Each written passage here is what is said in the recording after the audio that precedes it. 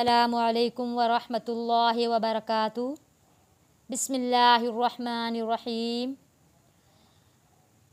आज मैंने आपको तख्ती नंबर 1 हरूफ़े मुफ़रदात अपने यूट्यूब चैनल पर पढ़ा चुकी हूँ। मैंने सोचा छोटे बच्चों के लिए आसान तरीका बता दूँ नुक्तों की मदद से, क्योंकि कल हमारा तख्ती नंबर 2 नई तख्ती शुरू होगी। तो इसलिए मैं चाहती हूँ आज मैं बच्चों को नुक्तों की मदद से आसान तरीका समझा दूँ, क्योंकि अब आगे आने वाले अल्फाज नुक्तों की मदद से पहचाने जाएंगे। मेरी ये कोशिश है कि मेरे इस सबक से बच्चे अच्छा सीख जाएं और अच्छा पढ़ें इंशाअल्लाह ताला। जैसे कि देखें, ये बा है। बा के नीचे एक नुक्ता, किसी भी हर्फ के नीचे जब एक नुक्ता आएगा वो बा पढ़ा जाएगा। किसी भी हर्फ के नीचे एक नुक्ता आएगा वो बा पढ़ा जाएगा। किसी भी हर्फ के ऊपर जब एक नुक्ता आएगा तो वो नून पढ़ा जाएगा। किसी भी हर्फ के ऊपर जब एक नुक्ता आएगा वो नून पढ़ा जाएगा। इसी तरह ता के ऊपर 2 नुक्ते हैं, ता के ऊपर 2 नुक्ते हैं। किसी भी हर्फ के ऊपर 2 नुक्ते आएंगे तो वो ता पढ़ा जाएगा। या के नीचे 2 नुक्ते हैं, जब किसी हर्फ के नीचे 2 नुक्ते होंगे वो या पढ़ा जाएगा। किसी हर्फ के नीचे 2 नुक्ते होंगे वो या पढ़ा जाएगा। किसी हर्फ के ऊपर 2 नुक्ते होंगे वो ता पढ़ा जाएगा।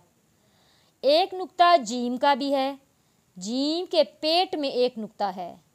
जीम के पेट में एक नुक्ता है। इसी तरह देखें, दाल, दाल खाली है।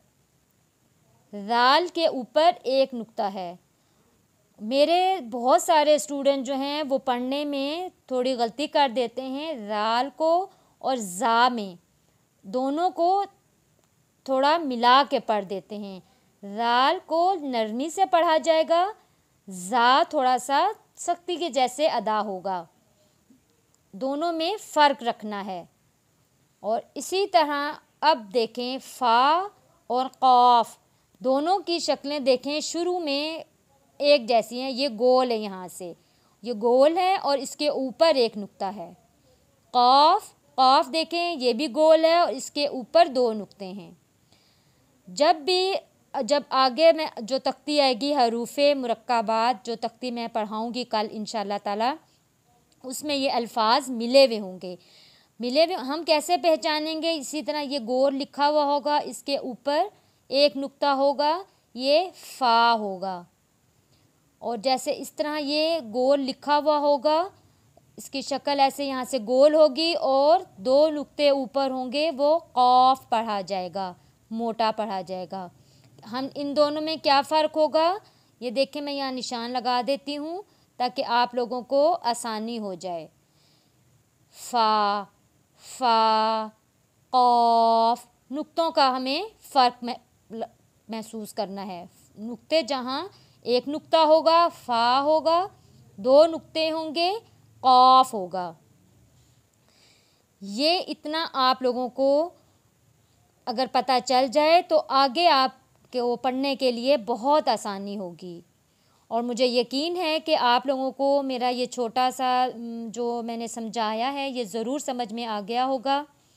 मेरी कोशिश ये है कि मैं इंशाअल्लाह जो मुझे जैसे आता है मैं आप लोगों को ज़रूर अच्छा से सिखाऊं।